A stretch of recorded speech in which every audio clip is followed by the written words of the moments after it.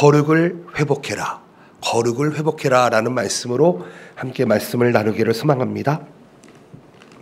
사실 오늘 말씀은요, 레위기 17장부터 26장의 말씀을 축약한 말씀입니다. 레위기 17장부터 26장을 주제를 만들어봐라 라고 하면 그것은 바로 거룩입니다. 거룩. 신앙생활을 하면서 가장 많이 듣는 단어 중에 하나가 거룩이라는 단어라고 생각을 합니다. 그런데 이 거룩을 어떻게 이해하느냐에 따라서 우리의 신앙생활은 전혀 다르게 되어진다는 것을 우리는 한번 기억해 봤으면 좋겠습니다. 우리가 생각하는 거룩이 아니라 하나님께서 우리에게 어떠한 거룩을 원하시는지를 오늘 말씀을 통해서 묵상하기를 원합니다. 레위기 19장 2절 말씀, 너희는 거룩하라. 이는 나 여호와 너희 하나님이 거룩함이니. 아멘. 여러분, 이것은 단순한 명령이 아닙니다. 이것은 우리를 창조하시는 창조주 하나님과의 인격적인 교제를 향한 부르심이다라는 것입니다. 하나님께서는 이 세상을 창조하시고 특별히 인간을 창조하시고 모든 것이 보시기에 좋았더라 이렇게 말씀합니다. 그런데 그런 인간이 하나님과의 말씀의 관계가 깨어지며 죄를 짓게 됩니다. 그런데요, 하나님은 우리에게 하나님과의 이 관계가 회복되어지는 길을 가르쳐 주셨습니다. 그것은 바로 예수 그리스도, 예수 그리스도를 통한 관계의 회복입니다. 그리고 하나님께서는 우리에게 거룩하라 말씀하십니다. 왜요? 그게 하나님과 교통할 수 있는 가장 중요한 방법이 되기 때문입니다. 이스라엘 백성들은 지금 출애굽을 하고 광야에 나와 있습니다. 그 백성들이 광야에서 거룩한 제사와 삶의 규례를 통해서 하나님 앞에 나아갔습니다. 그렇다면 우리의 일상 속에서도 우리가 하나님을 믿는 크리스천, 성도, 거룩한 무리라면 일상 속에서 이 거룩의 의미를 매일매일 되새겨 보아야 한다는 것입니다. 그리고 하나님께서 원하시는, 하나님께서 명령하시는 구별된 삶, 거룩된 삶을 살아가야 합니다. 여러분, 거룩함이라는 것은 어떤 개념에 있는 것이 아닙니다. 거룩함은 어디 멀리 있는 그런 이상적인 것이 아닙니다. 거룩이라는 것은 우리가 숨 쉬는 것처럼, 우리가 한 걸음 한 걸음 걸어가는 것처럼 우리 안에 스며들어야 하는 영적인 기초가 됨을 기억하셨으면 좋겠습니다. 거룩이라는 단어를 히브리어로 코데시라는 단어로 사용합니다. 구별되다, 특별하다라는 뜻을 가지고 있습니다. 즉 우리에게 적용해 보면 이 세속과 동일시 되지 않고 하나님 나라의 백성으로서, 시민으로서 세상 가운데 빛과 소금의 역할로 살아가라. 이것이 거룩이라는 것입니다. 바라옵고 나옵기는 오늘 설교 말씀을 통해서 거룩함이 우리의 율법이 되는 것이 아니라 하나님을 닮아가는 여정이 되시기를 축복드립니다. 그리고 구체적으로 실천할 수 있는 그런 결단을 하시기를 소망합니다. 여러분, 우리는 연약하기 때문에 하나님이 명령하신 율법을 다 지켜내지 못합니다. 그 누구도, 그 어떤 사람도 지켜낼 수가 없습니다. 그럼에도 불구하고 레위기는 하나님의 거룩한 법전으로서 우리에게 규례와 윤리와 사회 정의와 안식년과 희년 같은 제도를 이야기하고 있습니다. 왜요? 그것을 통해 우리가 거룩해질 수 있기 때문입니다. 우리가 이 시간에 시간을 구별하여, 장소를 구별하여 하나님 앞에 예배하고 있습니다. 무슨 이야기입니까? 우리는 지금 거룩하게 예배하고 있다는 것입니다. 우리가 드리는 예배와 섬김은 우리의 영혼뿐 아니라 우리 개개인의 삶의 회복뿐 아니라 공동체의 거룩의 회복으로 또한 나아갈 수 있어야 됩니다. 저희는 오늘 이 말씀을 통해서 거룩을 회복하라, 거룩을 회복하라. 첫 번째로는 나의 개인적인 거룩을 회복할 것이고, 두 번째로는 나의 공동체의 거룩을 회복하는 것. 그것을 오늘 말씀을 통해서 배워보시고 우리의 심령에 새겨보시기를 축복드립니다. 아멘. 네 가지를 나눕니다. 첫 번째입니다. 근원입니다. 근원, 오리지널.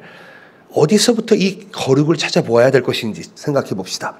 레위기 11장 44절 말씀, 45절 말씀입니다. 제가 있습니다. 나는 여호와 너희 하나님이라. 내가 거룩하니 너희도 몸을 구별하여 거룩하게 하고 땅의 길은 길짐승으로 말미암아 스스로를 더럽히지 말라. 나는 너희 하나님이 되려고 너희를 애굽 땅에서 인도하여 낸 여호와라. 내가 거룩하니 너희도 거룩할지어다. 여러분, 우리가 거룩해야 될 이유를 어디서 찾아야 됩니까? 하나님이 거룩하시기 때문입니다. 우리는 하나님의 형상으로 만들어진 존재들입니다. 하나님이 거룩하시다면 우리도 또한 거룩해야만 합니다. 아멘이십니까? 여러분, 거룩해야만 합니다. 거룩하지 않게 살 수가 없는 존재입니다. 그런데 우리는 죄가 있기에 거룩을 알지 못하고 하나님을 알지 못하고 죄 가운데 살아갑니다. 성경은 하나님을 가리켜 거룩이다 라고 이야기합니다. 이것은 하나님만이 구별되었다, 하나님만이 깨끗하시다, 하나님만이 완전하시다 라는 뜻입니다. 즉 하나님께서는 우리의 창조주이신데 하나님은 모든 피조물과 구별되어지고 오직 그분만이 순수하게 완전하고 깨끗하시다라는 것입니다. 하나님의 거룩하신 은혜가 우리 가운데 은혜로 임할 때 우리는 단순히 죄인의 자리에서 벗어나 그 차원을 넘어서 하나님과 동행하는 삶이 시작됩니다. 이것이 신앙생활입니다. 우리가 거룩함을 이해할 때 가장 주목해야 할 것은 이것입니다. 여러분, 신앙생활은 어떠한 거룩의 수준에 빨리 도달하는 것이 아닙니다. 하나님께 방향을 맞추는 것이 중요합니다. 여러분, 신앙생활은 하루아침에 장성하지 않습니다. 반드시 시간이 필요합니다. 어떤 사람들은 하나님 앞에 성실하게 예배함으로 1년, 2년 만에 신앙생활을 다 배우기를 원하시는데요. 여러분, 신앙생활이 그렇게 만만한 것이 아닙니다. 여러분, 생각해 봅시다. 속도가 빠르면 빠를수록 방향성이 어긋났을 때 점점 멀어지게 됩니다. 여러분, 우리는 이걸 생각해야 됩니다. 가끔 수도고속을 탈 때가 있습니다. 그런데 수도고속을 탈 때 내비게이션이 반응을 하지 않는 지점들이 있습니다. 여러분, 혹시 수도고속 운전해 보셨습니까? 가끔 오른쪽으로 가라 그래서 오른쪽으로 갔는데 알고 봤더니 왼쪽으로 가야 되는 길이었습니다. 그러면요, 삥삥 돌다가 다시 자리로 돌아옵니다. 그런데 똑같은 자리에서 또 내비를 보고 또 실수를 합니다. 또 갔다가 삥삥 돌아옵니다. 그런 적이 몇 번 있습니다. 지금 말고요. 수도고속 타시는 분 꼭 조심하시기 바랍니다. 여러분, 고속도로의 기본 속도는 80km 이상, 보통 그 정도 속도로 달리게 됩니다. 속도가 빠르면 빠를수록 우리가 바른 길을 가지 않고 있다면 우리는 그 도달할 목표와 전혀 다른 방향으로 가게 된다는 것을 기억해야 됩니다. 여러분, 거룩은 빨리 도달해야 되는 목표가 아닙니다. 거룩은 우리가 방향성을 정확하게 맞춰야 되는 여러분 방향성임을 기억하셨으면 좋겠습니다. 신앙생활 또한 마찬가지죠. 신앙생활도 하루아침에 목사가 되지 않습니다. 하루아침에 집사가 되지도 않고요. 하루아침에 장로나 권사가 되지도 않습니다. 방향성이 중요하다는 것입니다. 그런데 우리가 인생을 살아가다 보면 빨리 그 자리에 도달하기 위해서 노력할 때가 있습니다. 하나님, 나는 새벽기도도 드리고 금요기도도 드리고 나는 주일 예배도 빠지지 않았습니다. 그런데 나는 왜 인정받지 못합니까? 나는 왜 아직도 거룩하지 못합니까? 나는 아직 왜 구별되지 않습니까?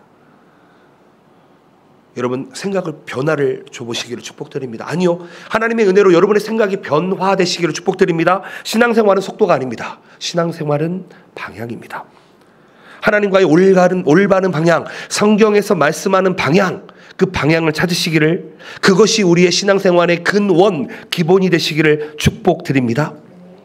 여러분, 거룩은요, 하나님을 우리를 선택하셨다는 것으로부터 시작을 합니다. 하나님께서 나의 백성으로 삼았다, 그것이 거룩의 근원이 됩니다. 우리가 그 부르심에 응답하게 되면 우리는 매일을 하나님 앞에 구별된 채 살아가게 됩니다. 이 여정은 하나님의 말씀을 묵상함으로부터, 하나님께 기도함으로부터, 하나님 앞에 찬양함으로부터 우리를 거룩하게 세우는 하나님의 은혜를 우리가 경험할 수 있게 된다는 것입니다. 여러분, 우리가 오해하지 말아야 할 것이 있습니다. 신앙생활을 하다 보면 세상적인 것을 배타적으로 생각을 하고 뭔가 고립된다라는 생각을 가질 때가 있습니다. 그런데 전혀 그렇지 않습니다. 하나님 안에 들어오면은요, 세상 것을 다 누리지 않아도 그것보다 더 큰 은혜가 하나님 안에 있음을 믿으시기를 축복드립니다. 여러분, 세상 것을 다 누리지 않아도요, 하나님 안에 계시면은 행복합니다.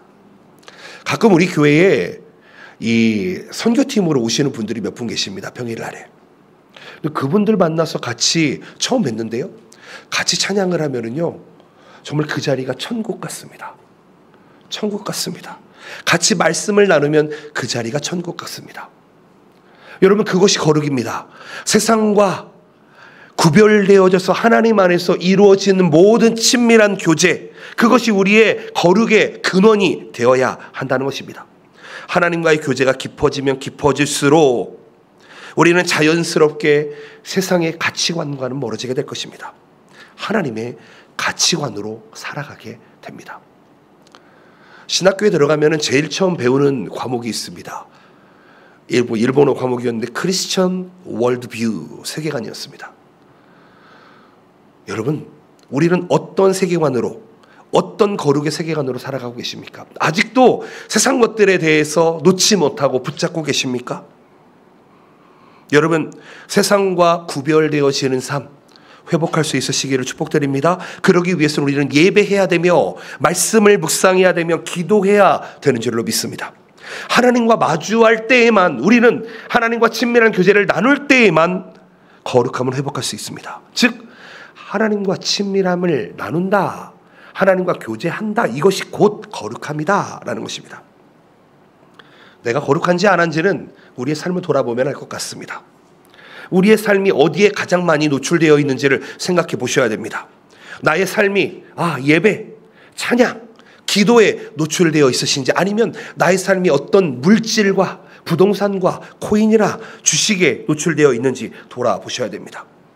여러분, 거룩이라고 하는 것은 하나님이 주신 이 명령은 일시적인 명령이 아닙니다. 일시적인 의무가 아닙니다. 이것은 삶의 자세입니다. 여러분, 이것을 기억하셨으면 좋겠습니다. 하나님께서 거룩하시기 때문에 우리도 거룩해야 합니다.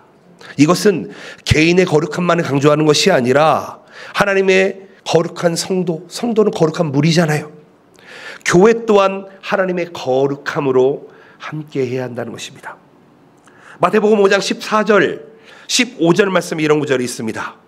교회의 거룩함을 이렇게 이야기합니다. 너희는 세상의 빛이라. 산 위에 있는 동네가 숨겨지지 못할 것이요, 사람이 등불을 켜서 말 아래에 두지 아니하고 등정 위에 두나니 이러므로 집안 모든 사람에게 비치느니라. 여러분, 우리가 이 자리에 모인 이유가 무엇입니까? 시간을 거룩하게 드리고 장소를 거룩하게 드리고 우리의 삶을 거룩하게 드리기 위해 모였습니다. 그리고 개인으로 모이셨습니까? 아니요, 우리는 공동체로 모였습니다. 우리 교회가 온전하게 하나님께 구별된 거룩함을 지키어 나갈 때에 우리는 예수님의 명령, 하나님을 사랑하고 이웃을 사랑하라는 복음의 진리를 생생하게 드러나게 될 것입니다. 여러분, 하나님과 친밀하게 지내보십시오. 나의 삶이 거룩하게 되어질 것입니다. 아멘. 두 번째로 생각해 볼 수 있는 것은 피입니다. 피. 예수님의 보혈입니다. 레위기 17장 말씀을 보시게 되면 생명과 피의 신비에 대해서 이야기하고 있습니다. 여러분, 꼭 오늘 집에 가셔서 꼭 한 주간 레위기 17장, 16장부터 해가지고 26장 정도까지 한번 읽어보시길 바랍니다. 17장 11절 말씀이 이렇게 이야기합니다. 육체의 생명은 피에 있습니다. 내가 이 피를 너희에게 주어 제단에 뿌려 너희의 생명을 위하여 속죄하게 하였나니 생명이 피에 있으므로 피가 죄를 속하느니라. 아멘. 여러분, 이 피라고 하는 것은 단순한 체액이 아닙니다. 피라고 하는 단어에는 생명이 들어있습니다. 하나님은 이 피를 제단 위에 뿌리심으로써 백성의 죄를 속량해 주셨다는 것이죠. 이것은 단순한 희생물이 아닙니다. 하나님 앞에 올려드려진 생명의 값진 대속물입니다. 그리고 이것은 예수 그리스도의 십자가의 피 흘림과 연결이 되어 있습니다. 여러분, 피를 바라보는 성경적 원리를 기억해 보시기를 바랍니다.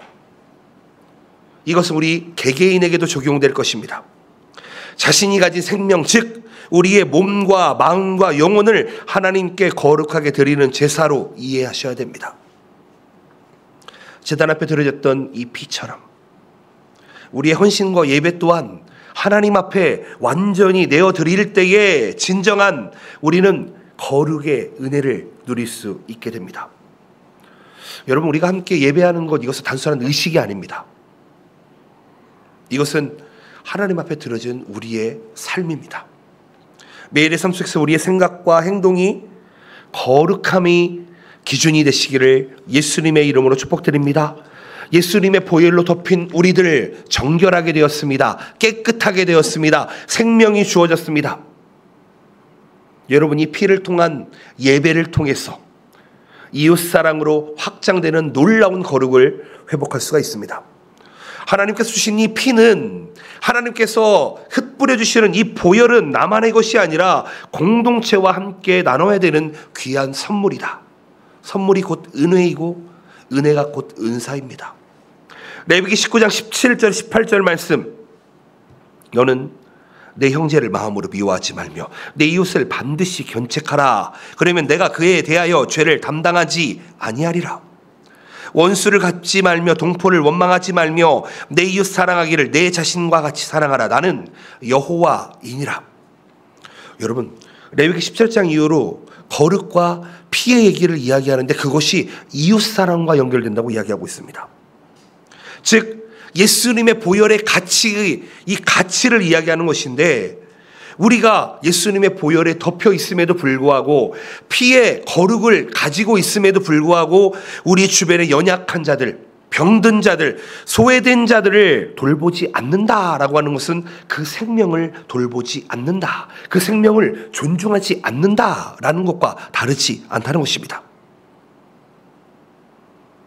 여러분, 우리는 하나님께서 주신 이 생명을 존중할 수 있는, 리스펙트할 수 있는 자세를 가지셔야 됩니다.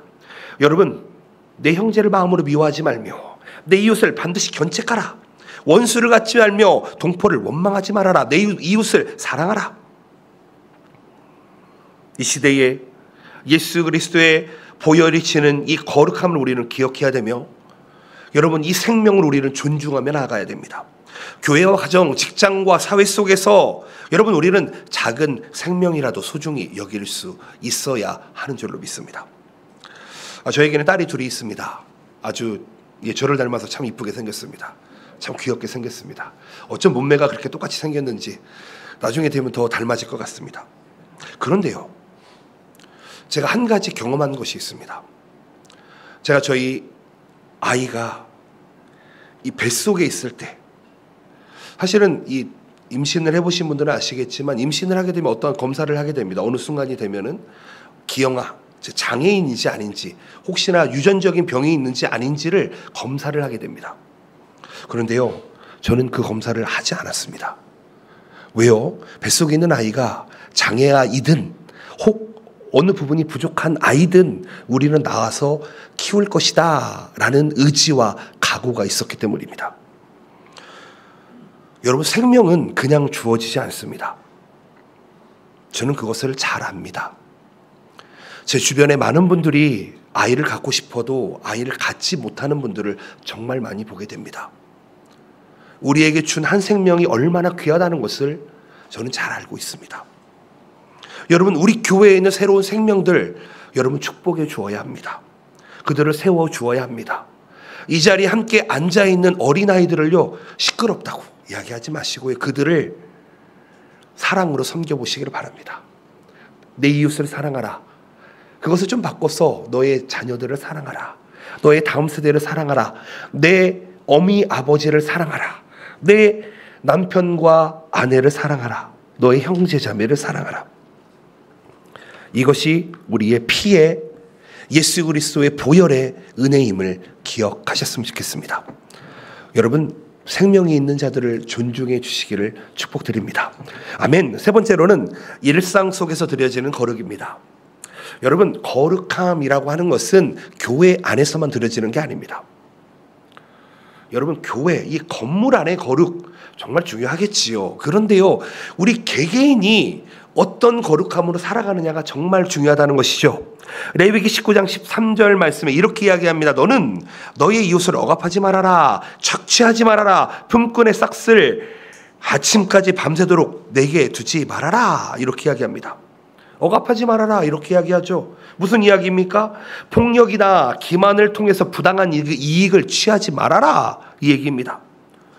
무슨 이야기하냐면 우리의 신앙생활은, 우리의 삶의 생활은 직장이나 시장이나 교회 안팎에서 투명하고 정직하게 살아가야 됨을 의미합니다. 즉 우리가 정직하고 성실하게 살아가는 것이 바로 거룩이다라는 것이죠. 불공정한 이익 추구를 한다. 이것은 단순히 법을 위반하는 것을 넘어서 우리를 구별된 거룩한 백성으로 부르신 하나님의 성품을 모욕하는 것이다. 너는 너의 하나님 이름을 망령되이 일컫지 말라. 이렇게 이야기하죠. 즉 우리는 일상 속에서 거룩함을 드러내야만 합니다. 당연히 겉으로 깨끗한 것도 중요하겠지요. 그런데 여러분, 겉으로만 아니라 내 안에 있는 영과 혼과 나의 생각들이 거룩하냐 이 말씀입니다. 레위기 19장 15절 말씀을 보시게 되시면 너희는 재판할 때에 불의를 행하지 말며 가난한 자의 편을 들지 말며 세력 있는 자라고 두둔하지 말고 공의로 사람을 재판하라. 이렇게 되어 있습니다. 즉 justice, 세상을 살아가면서 하나님께서 주시는 정의를 가지고 공정을 가지고 살아나가는 것입니다. 올바른 판단과 하나님께서는 반드시 공의의 하나님, 하나님께서는 반드시 상과 벌을 주시는 하나님이심을 기억하시면서 여러분, 교회 안에서의 의사결정, 혹 우리 가정 안에서의 의사결정, 양육, 직장 등에서의 평가, 모든 영역에서 우리는 공정하게 공의롭게 살아갈 수 있어야 됩니다. 차별이 없어야 됩니다. 하나님의 공의가 실현되도록 나아갈 수 있어야 됩니다. 그런데요, 때로는 그렇게 살면 우리가 손해볼 수 있습니다. 세상과 같지 않고 하나님의 공정으로 살아가다 보면 때로는 실패하고 때로는 손해보고 때로는 희생할 때가 있습니다. 그런데요, 우리는 우리 각자의 자리에서 여러분, 작은 불이다 할지라도 그것을 외면하지 않는 용기가 있으시기를 축복드립니다. 때로는요, 여러분, 말씀할 수 있어야 됩니다. 잘못됐다라고, 그것이 신앙생활이 아니다라고 이야기할 수 있어야 됩니다. 이번 주 재밌는 얘기를 들었습니다. 여러분의 신앙생활은 차가우십니까? 뜨거우십니까? 아니면 여러분들의 신앙생활은 뜨뜻미지근하십니까? 그런데 여러분, 이것은 선택이 아닙니다. 신앙생활은 차가워서도 안 되고요, 뜨뜻미지근해서도 안 됩니다. 신앙생활은 뜨거워야 하는 줄로 믿습니다. 아멘이십니까? 우리의 신앙생활에 나의 열정이, 나의 정열이, 나의 열심이 드러나는지 한번 보시기를 축복드립니다. 사랑을 통해서 나의 삶 속에 이웃사랑이 드러나는지 들어보시기를 바랍니다. 19장 18절 말씀, 내 이웃 사랑하기를 내 자신과 같이 사랑하라. 여러분, 이 말씀은요, 단순한 감정이 아니라 구체적인 행동으로 드러나야 한다라고 이야기합니다. 가난한 이에게 양식을 나누고 과부와 고아를 돌보며 차별받는 이웃의 목소리를 대변하는 것, 그것이 그 당시에는 일상에서 드러나는 삶이었습니다.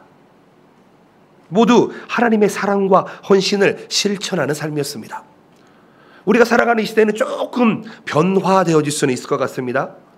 그런데 우리는 작은 실천을 통해서, 작은 섬김을 통해서 하나님의 거룩함을 드러낼 수 있습니다. 하나님의 공의를 드러낼 수가 있습니다. 여러분, 기억하시기를 바랍니다. 우리의 거룩을 드러내는 방법은 하나님을 사랑하고 이웃을 사랑하는 것으로 드러낼 수 있습니다. 그리고 그것은 개인뿐만 아니라 공동체와의 정의와 자비로 세워지게 된다는 것입니다.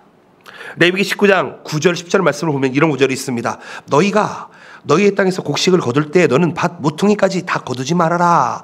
내 떨어진 이삭도 줍지 말아라. 내 포도원의 열매를 다 따지 말며 내 포도원에 떨어진 열매도 줍지 말고 가난한 사람과 거류민을 위하여 버려두라. 나는 너희의 하나님 여호와이니라.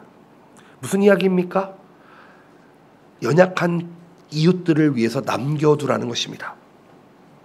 경제적인 약자들을 위해서 남겨두라. 유산을 내어두라. 여러분, 우리는 공동체 속에서 서로의 필요를 채울 수 있어야 합니다. 그것은 물질적인 것뿐만 아니라 정신적인 것, 영적인 것을 포함한 전인격적인 것을 의미합니다. 여러분, 교회는요, 쉐어, 나눌 수 있어야 됩니다. 아마 우리 교회는 그런 부분에 대해서는 참 잘하고 있다고 저는 생각을 합니다. 음식을 만들어서 나누는 것, 넉넉하게 나눕니다. 또한 일본을 위해서, 또 연약한 선교사님들을 위해서 선교로 나눕니다. 학교를 섬기고 있습니다. 또 올여름에 우리 후대들을 위해서 유초등부, 중고등부, 청년부, 또 영어 캠프까지 여러 사역들을 통해서 나누고 있습니다. 어떤 돈을 벌기 위한 방법이 아닙니다. 사랑하는 성도 여러분, 우리의 일상의 생활 속에서 우리가 어떻게 거룩함을 드러낼 수 있는지, 그것이 이웃사랑임을 깨달으시기를 예수님의 이름으로 축복드립니다. 이웃을 사랑하는 것이 거룩한 것입니다. 마지막으로 안식년과 희년에 대해서 나눠봤으면 좋겠습니다. 안식년이라는 단어는요, 놓아주다, 용서하다라는 뜻을 가지고 있습니다. 우리가 안식년 하면은 7년에 한 번 쉰다, 이렇게 생각할지 모르겠는데, 여러분, 쉰다라는 의미보다는 용서하고 놓아주는 것을 의미합니다. 7년마다 들판을 쉬게 하고 부채를 탕감하는 것, 공동체의 균형과 회복을 가져오는 제도가 바로 안식년이다. 레위기 25장 4절 말씀, 일곱째 해에는 그 땅이 쉬어 안식하게 할지니 여호와께 대한 안식이라. 너는 그 밭에 파종하거나 포도원을 가꾸지 말며. 아멘. 성경이 무엇을 의미하고 있습니까? 하나님은 땅과 사람 모두가 쉬기를 원한다는 것입니다. 인간의 탐욕이 공동체를 갉아먹지 않도록 쉬라고 말씀하십니다. 여러분, 이 안식년을 통해서 우리는 자기의 노력으로 사는 것이 아니라 하나님의 공급으로 산다는 것을 배우게 된다는 것입니다. 1년 동안 일을 하면서 사는 것이 아니라 쉬면서 하나님의 공급, 여호와 이레, 프로바이더, 공급하시는 하나님을 경험한다는 것입니다. 안식년은 7년에 한 번 돌아옵니다. 그런데요, 이 희년이라는 개념을 우리가 기억했으면 좋겠는데, 희년은 안식년을 7번 마치고 그 다음에 돌아오는 년을 희년이다, 이렇게 이야기합니다. 즉 49년이 지나고 50년째가 되는 날을 희년이라고 이야기합니다. 이 날에는 포로된 자가 돌아오고 토지가 원래 주인에게 회복되는 축제의 때를 의미합니다. 이스라엘의 땅은 모두가 하나님의 것입니다. 아멘이시죠? 이스라엘 백성들이 가나안 땅을 점령하고 땅을 분배받았습니다. 그런데요, 그 땅은 그들의 땅이 아니라 하나님의 땅입니다. 내가 소유하고 있다 할지라도 이 땅은 혹시 내가 돈이 없어서 이 땅을 빌려주고 그것을 통해서 내가 이 땅을 돌이킬 수 있는 힘이 없다 할지라도 50년 후에는 그 땅이 돌아오게 됩니다. 레위기 25장 8절에서 10절 말씀, 너는 7 안식년을 계수할지니 이는 7년이 7번인즉 안식년 7번 동안 곧 49년이라.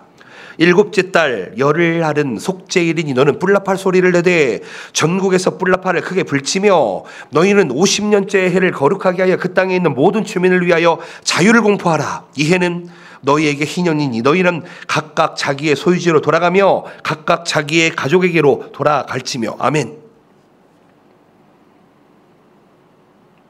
여러분, 뿔라팔 소리를 낸다, 이렇게 이야기합니다. 이게 희년의 원어입니다. 요벨의 요벨은 토시, 이렇게 이야기하는데요. 여러분, 요벨이라는 단어가 뿔라팔을 요벨을 의미합니다. 즉 뿔라팔을 부는 해 50년, 그것이 바로 희년이라는 개념입니다.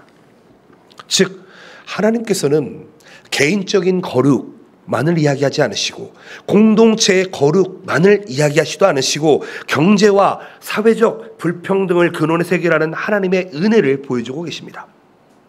희년 요벨입니다. 큰 나팔입니다. 이것은 나팔 소리와 시행되었습니다.